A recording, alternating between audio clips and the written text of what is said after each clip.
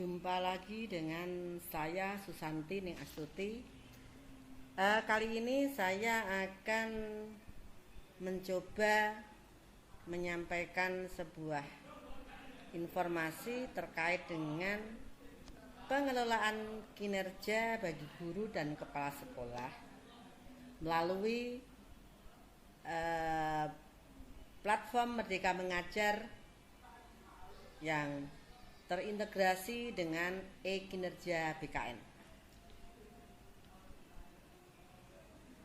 Teman-teman, e-kinerja BKN yang biasanya kita kerjakan melalui platform tersendiri, untuk mulai tahun 2022 ini kita akan mulai menyusun sasaran kinerja pegawainya melalui platform Merdeka Mengajar yang dimiliki oleh semua Bapak Ibu guru yang tentunya sudah terdata di dalam data pokok pendidikan atau Dapodik. Di sini saya akan menyampaikan terkait dengan panduan teknis bagaimana sih menyusun pengelolaan kinerja yang ada di platform Merdeka Mengajar. Silahkan Bapak Ibu siapkan satu platform Merdeka Mengajar Bapak Ibu yang tentunya sudah diinstal di handphone Bapak Ibu, atau Bapak Ibu juga bisa membuka melalui website menggunakan laptop yang Bapak Ibu miliki. Teman-teman, di dalam penyusunan ini dasar panduan ataupun data yang dipergunakan adalah berdasarkan rapot mutu dari sekolah masing-masing. Oke, kita tidak akan panjang lebar. Ada berapa tahapan sebenarnya kalau kita melihat. Di sini untuk sasaran dari penggunaan pengelola kinerja ini sendiri perlu diketahui adalah guru ASN. Jadi di sini adalah Bapak Ibu guru baik PNS, P3K ataupun honorer daerah. Dan tentunya diharapkan semua Bapak Ibu guru yang mempunyai akun Belajar ID. Dari mana Bapak Ibu bisa mendapatkan akun Belajar ID? Kalau bagi yang belum mempunyai, silahkan Bapak Ibu bisa hubungi operator Dapodik sekolah masing-masing. Bapak Ibu juga bisa meminta kepada operator untuk mengunduh akun belajar yang dimiliki oleh seluruh GTK yang ada di instansi masing-masing. Kemudian sasaran pengguna dari pengelolaan kinerja ini adalah yang kedua adalah kepala sekolah, yang mana kepala sekolah ini nanti berperan sebagai atasan, ya. Di sini sebagai asesor dan coach bagi guru. Kepala sekolah adalah aktor yang menyetujui dokumen SKP dan melakukan observasi. Kemudian di samping itu juga kepala sekolah sebagai pegawai, karena nanti pada tanggal 15 Januari 2024 ini mulai dibuka fitur pengelolaan kinerja bagi kepala sekolah, tapi beliau adalah sebagai individu atau pegawai. Kemudian bagaimana sih bagi guru non ASN? Di sini masih dianjurkan. Berarti namanya dianjurkan berarti dilakukan itu akan lebih baik, karena bagaimanapun sekolah tentunya punya yang namanya rapot pendidikan. Kemudian adapun untuk kegiatan tahapan yang dilalui dari tahapan pengelolaan kinerja ini ada di sini, ada 1 perencanaan, 2 pelaksanaan, dan 3 adalah penilaian. Perencanaan sendiri itu terdiri dari 5 kegiatan, yaitu yang pertama adalah praktik pembelajaran, Yang kedua adalah pengembangan kompetensi. Yang ketiga adalah tugas tambahan. Yang keempat adalah perilaku kerja, dan yang kelima adalah rangkuman. Nah, perencanaan inilah yang nanti akan menjadi dasar dari penyusunan SKP dari Bapak Ibu guru semuanya. Kemudian setelah tahapan pertama selesai ini, nanti Bapak Ibu guru akan melakukan pengajuan kepada atasan, sehingga di sini nanti atasan akan bekerja untuk memberikan sebuah persetujuan. Dan tentunya setelah persetujuan diberikan oleh atasan, tahapan yang berikutnya dari perencanaan ini adalah Bapak Ibu guru akan menyepakati ajuan yang sudah disetujui oleh atasan Bapak Ibu guru. Nah, tahapan perencanaan ini berakhir adalah di tanggal 31 Januari. Begitu tahapan perencanaan selesai, bergeser pada bulan berikutnya, kita akan melangkah pada tahapan pelaksanaan. Di sini pelaksanaan itu adalah nanti kegiatan penilaian observasi kelas. Nah, jadi di sini nanti atasan akan melakukan observasi ke kelas, tentunya dengan jadwal yang sudah ada tertera. Kemudian di akhir periode adalah adanya penilaian.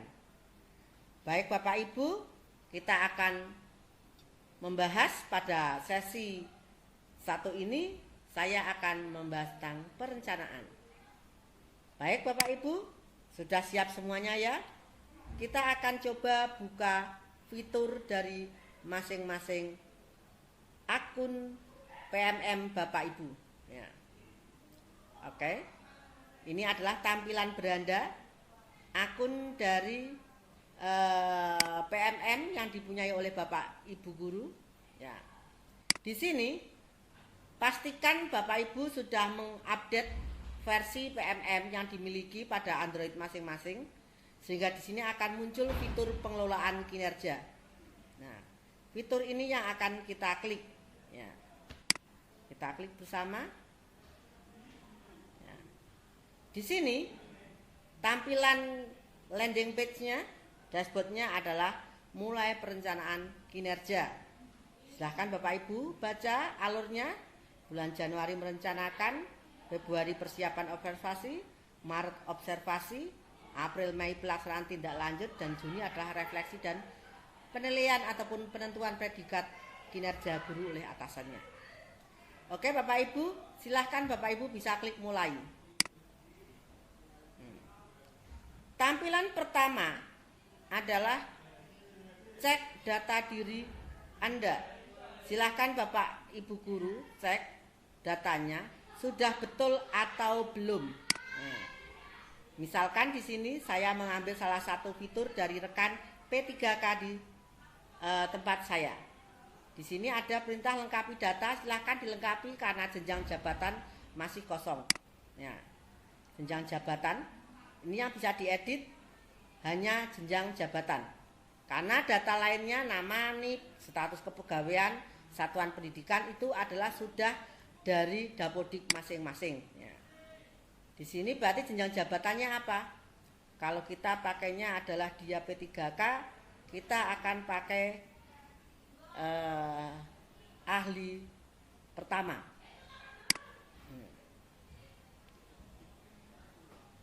Kita simpan. Ya. Kemudian kalau Bapak Ibu sudah yakin dengan biodatanya sudah betul, Bapak Ibu bisa data sudah sesuai.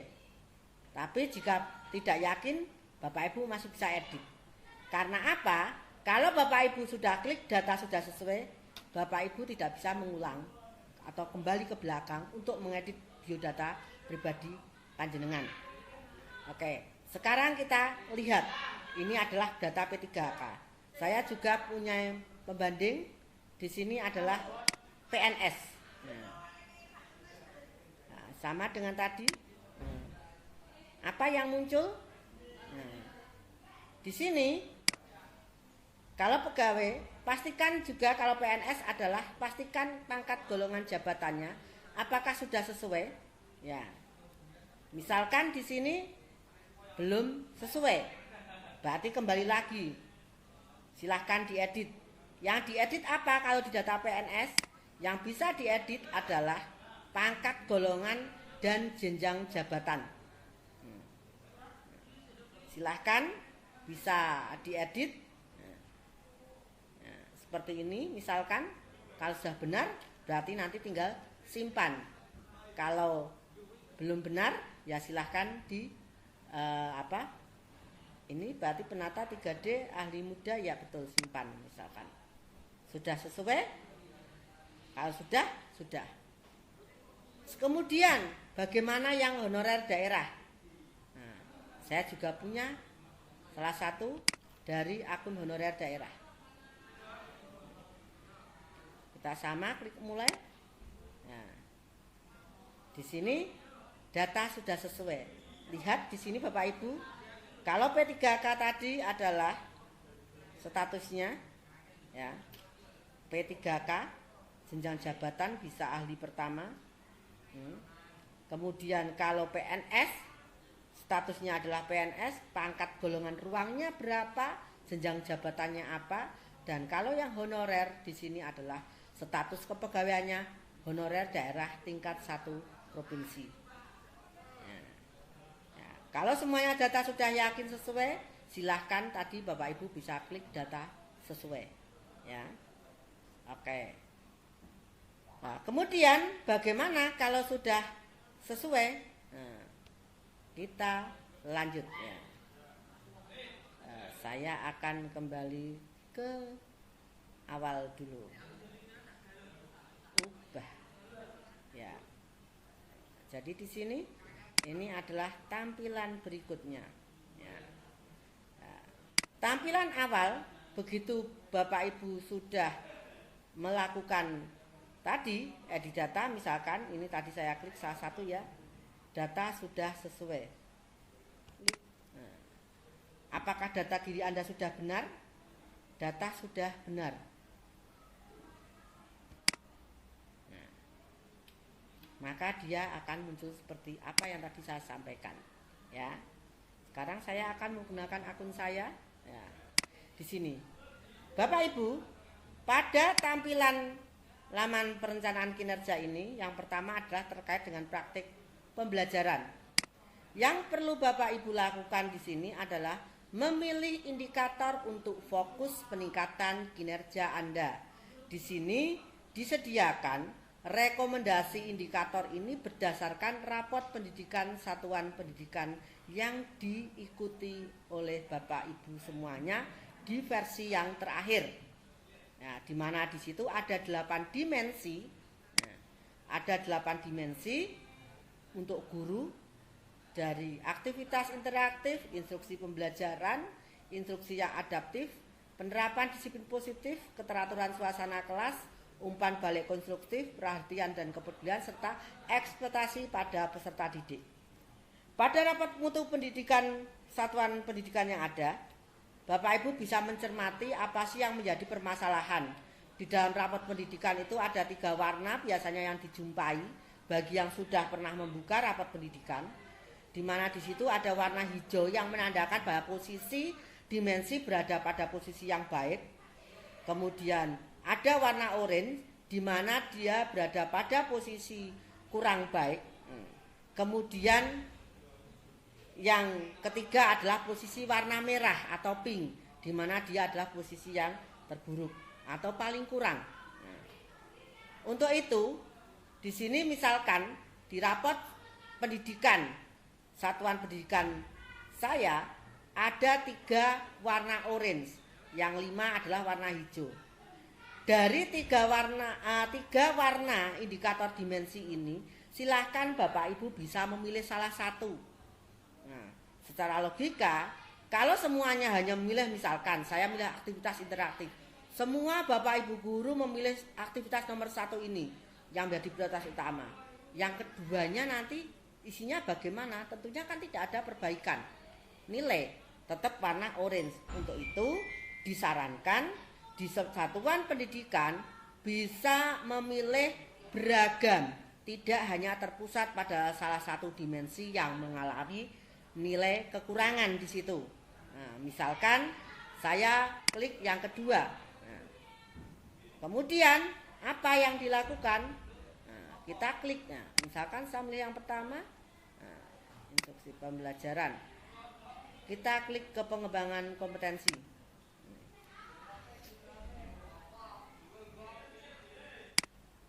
Kemudian, nah, pengembangan kompetensi. Pilih kembangan kompetensi paling etik dan berdampak untuk diri Anda. Untuk lebih jelasnya, Bapak Ibu bisa melihat, ini saya lihat salah satu ya, awal, oke, klik pengembangan kompetensi, biar tidak Bapak Ibu tidak kesulitan. Total poin yang sudah ada, itu minimal yang harus diperoleh per semester untuk memenuhi ekspektasi atasan, atau dengan istilah penilaiannya adalah sesuai ekspektasi. Bapak Ibu harus dapat meraih total poin sebanyak 32 poin dalam satu semester. Nah, kemudian di sini silahkan Bapak Ibu bisa mulai memilih RHK yang diinginkan. Di sini ada 16.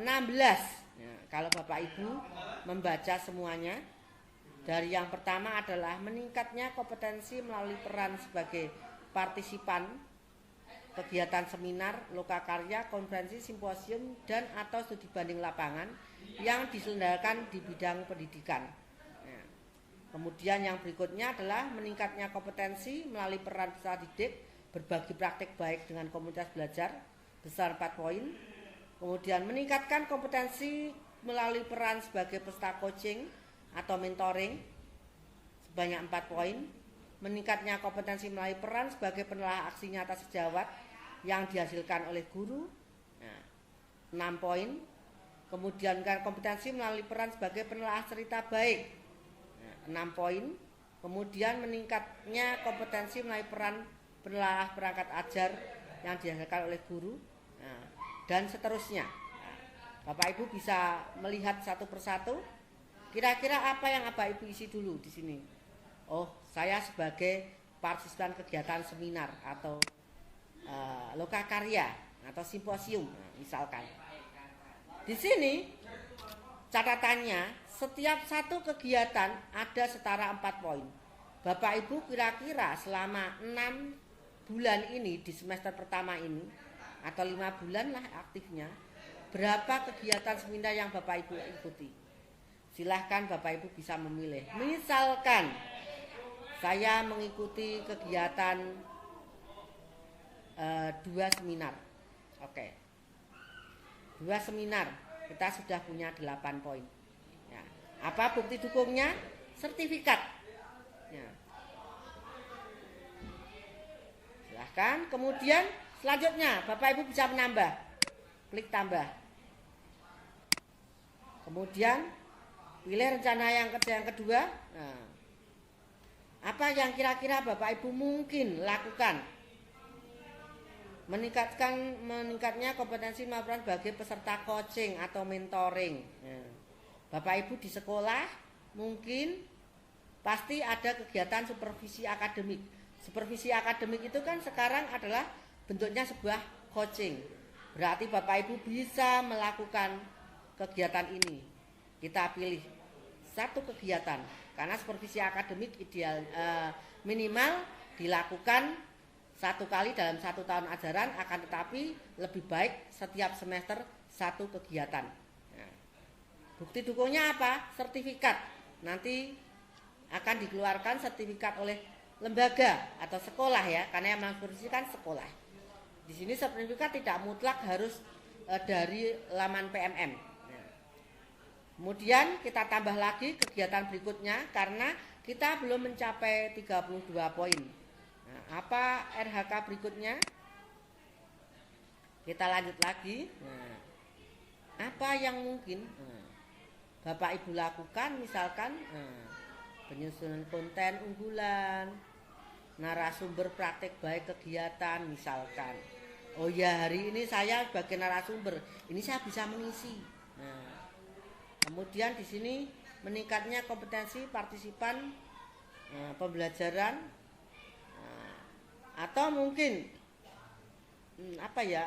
Oh, bimbingan teknis. Nah, hari ini Bapak Ibu guru mengikuti bimbingan teknis penyusunan pengelolaan kinerja guru melalui PMM. Nanti sertifikatnya akan dikeluarkan oleh sekolah karena kita berada di komunitas belajar yang ada di sekolah. Oke, kita klik 1. Masih kurang berapa Bapak Ibu? Di sini kita masih kurang 12 poin. Kita tambahkan, apalagi kegiatannya? Sekarang kita lihat lagi, apa ya?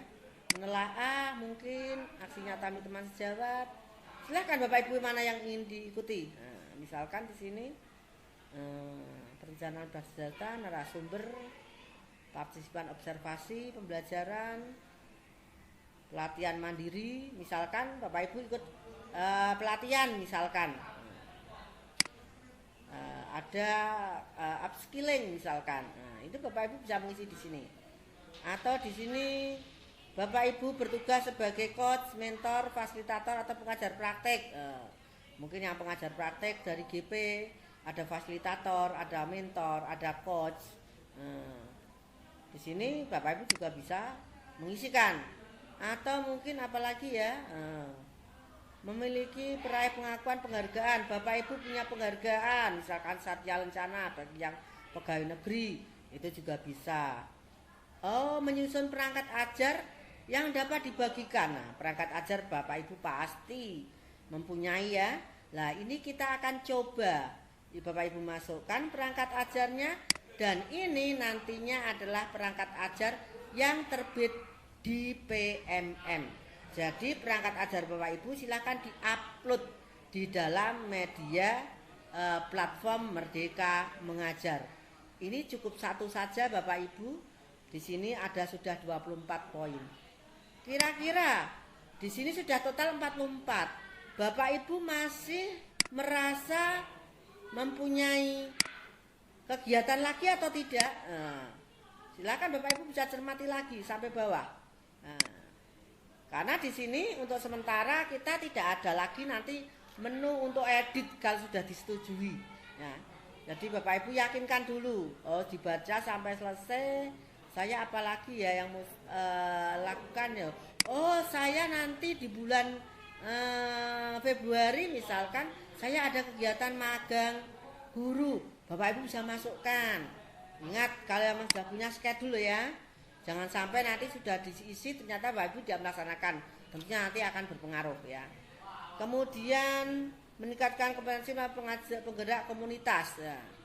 Nah, di sini melalui peran sebagai penggerak komunitas. Ini misalkan diklik ya Bapak Ibu. Ini kita lihat apa sih di situ. Di situ 3 kegiatan setara 36 poin. Jadi baru 3 kegiatan Bapak Ibu bisa mengisi. Nah, walaupun di situ targetnya 1 kegiatan. 1 kegiatan ini terdiri dari 3 sub kegiatan berbagi praktek baik, ya, bukan hanya 1 kegiatan. Nah, apabila Bapak Ibu ternyata ini tidak bisa, bukan dari jenengan tidak punya perencanaan, hapus saja di sini. Klik. Nah, ini akan hilang. Oke Bapak Ibu di sini. Lihat kita sudah punya poin 44. Berarti kan sudah terpenuhi ya standar minimalnya 32.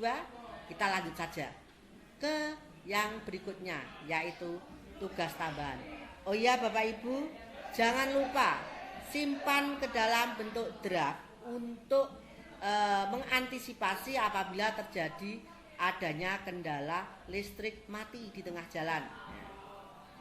Nah, disimpan di draft.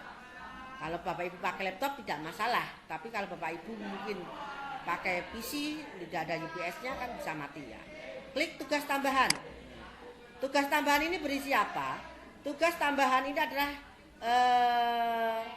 tugas yang diberikan sebagai tambahan dari tugas utama Bapak Ibu mengajar di sekolah. Dan ini diberikan berdasarkan SK. Dan ini pun bisa berupa opsional, dalam artian apabila Bapak Ibu tidak mempunyai tugas tambahan, Bapak Ibu bisa langsung melangkah ke perilaku kerja.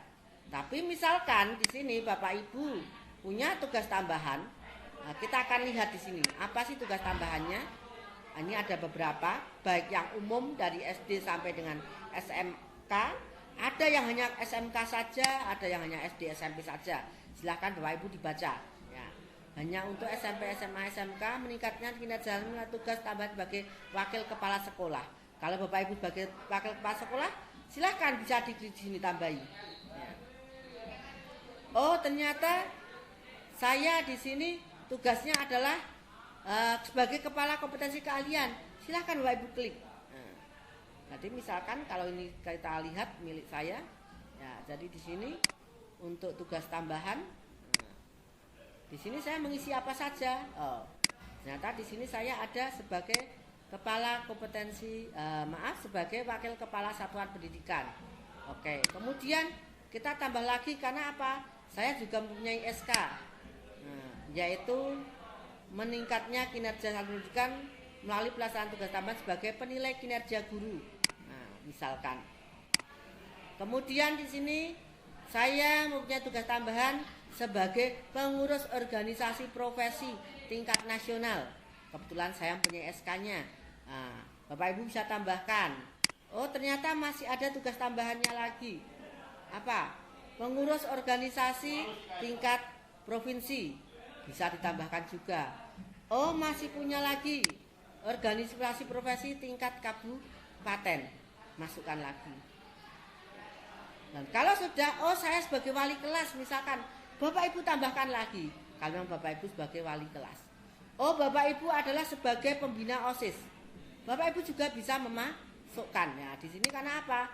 Ada pembina OSIS, ada pembina ekstrakurikuler, ada koordinator PKB, koordinator PKG, kepala bursa kerja khusus, sebagai guru piket, sebagai ketua LSP, nah, kemudian sebagai pengurus organisasi profesi tadi, kemudian sebagai tim pencegahan dan penanganan kekerasan, nah, kemudian sebagai tutor bagi Bapak Ibu yang mengajar di pendidikan jarak jauh mungkin, atau sebagai operator data pokok pendidikan, ataupun sebagai bendahara, dan semuanya itu dibuktikan dengan adanya SK. Nah, jelas ya Bapak Ibu? Nah, seperti itu. Kemudian kalau sudah, jadi tadi misalkan saya sebagai ini SK, semuanya SK, bukti dukungnya, laporan disertai SK, laporan disertai SK. Jadi kegiatannya apa, kemudian SK-nya seperti apa, masukkan di situ. Next selanjutnya adalah ke perilaku kerja. Ke perilaku kerja. Di sini perilaku kerja ini adalah indikator dan perubahan perilaku ASN berakhlak, berorientasi pada pelayanan. Silahkan Bapak Ibu pilih salah satu. Apa? Lagi-lagi jangan terpusat pada salah satu. Ya, misalkan satu sekolah memilih yang pertama semua memahami kebutuhan peserta didik dan berusaha memenuhinya. Lah yang dua nanti ikut siapa? Oh semuanya milih yang kedua, yang 1, 3 ikut siapa? Jadi silahkan di setiap satuan pendidikan jangan sampai terpusat pada salah satu. Oh saya akan memilih pada memahami kebutuhan peserta didik dan berusaha memenuhinya. Nah, kemudian kita akan klik apa sih perilaku dalam kehidupan sehari-hari. Sama prinsipnya, jangan disamakan. Upayakan merdeka sesuai dengan keinginan sendiri-sendiri, sehingga tidak ada kesepakatan oh kudune milih nomor 1, harus milih nomor 2, nomor 3 dan seterusnya. Oh saya mengidentifikasi kebutuhan saya secara responsif, misalkan diklik. Kemudian yang kedua, perilaku yang berikutnya yaitu akuntabel. Apa? Dipilih lagi. Terus kemudian kompeten dan seterusnya. Kemudian sampai dengan selesai, Ini saya lanjut sampai ke perilaku kerja. Ya. Kemudian setelah semua indikator perilaku terisi, silakan Bapak Ibu bisa klik ke rangkuman ya, atau simpan draft juga boleh. Ini ke rangkuman, nanti akan muncul tampilan di sini. Apa saja di situ. Jangan khawatir, ini selama belum diajukan masih bisa panjenengan edit ya. Jadi saya ini apa ya? Saya masih ada yang kurang sesuai. Saya apa yang kurang sesuai misalkan. Saya ingin ada yang tak ubah. Klik ubah kembalinya kemana? Ke tampilan awal Bapak Ibu. Jadi silahkan ke pengembangan kompetensi seperti ini. Nah, mana yang akan dirubah? Saya sebagai narasumber di sini saya akan ada tambahan misalkan partisipan sebagai pelatihan bimbing teknis, kemudian sebagai coach. Saya mau tambahi sebagai narasumber. Nah, ini ada tambah 2 kegiatan Gimbang Sri 1 di SMK Kanyamatan 1. Oke, saya lanjut ke berikutnya lagi. Kemudian ke rangkuman ya. Iya. Bagaimana setelah itu? Kalau Bapak Ibu sudah yakin, Bapak Ibu bisa lanjut ke ajukan ya. Misalkan ini Bapak Ibu akan lanjut ke ajukan. Saya akan menampilkan di PowerPoint karena saya belum sepenuhnya mengisi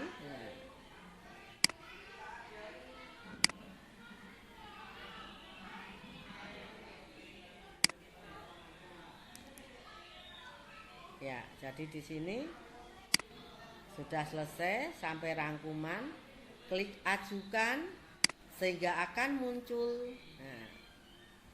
Nanti tampilan Bapak Ibu kalau sudah diajukan nanti akan muncul sampai di sini menunggu persetujuan atasan. Nah, disinilah nanti Bapak Kepala Sekolah atau atasan di Satuan Pendidikan akan mengecek akun PMM-nya karena beliau nanti akan bertugas untuk memverifikasi dan menyetujui dari ajuan yang disampaikan oleh bawahan atau Bapak Ibu semuanya. Ya. Itu prosesnya. Kemudian kalau sudah disetujui, di sini saya tidak membahas untuk kepala sekolah, saya baru fokus guru. Berarti silahkan Bapak Ibu melakukan kesepakatan. Nah, di sini di dalam menyepakati ini nanti silahkan Bapak Ibu bisa cek perencanaan kinerja yang sudah disetujui oleh atasannya, ya. Sehingga di sini cek, kemudian nanti akan muncul tampilan, ya. Cek perencanaan kinerja yang disetujui atasan. Kemudian misalkan di sini ada catatan ada penyesuaian. Karena apa? Atasan dapat mengganti, mengurangi, menambah ataupun menghapus target kuantitas dari RHK yang diajukan oleh Bapak Ibu. Nah, kemudian dipastikan ya, cek semuanya, hasil kerja tambahannya juga dicek, perilakunya juga cek, ya. Silahkan dicek semuanya ya. Kemudian kalau sudah semuanya yakin, Bapak Ibu semuanya bisa melakukan klik sepakati. Berarti Bapak Ibu sudah setuju dengan apa SKP yang sudah disusun oleh Bapak Ibu. Dan apabila sudah disepakati, berarti kita tinggal melaksanakan. Kita tidak bisa mengubah atau mengganti kembali. Karena itu silahkan didiskusikan dengan baik antara bawahan dengan atasan, di mana di sini bagaimana untuk nantinya bisa menyepakati dari ajuan yang ada. Demikian dulu Bapak Ibu. Untuk yang berikutnya nanti kita akan bersambung pada video yang sesi kedua. Terima kasih, semoga bermanfaat dan salam merdeka belajar.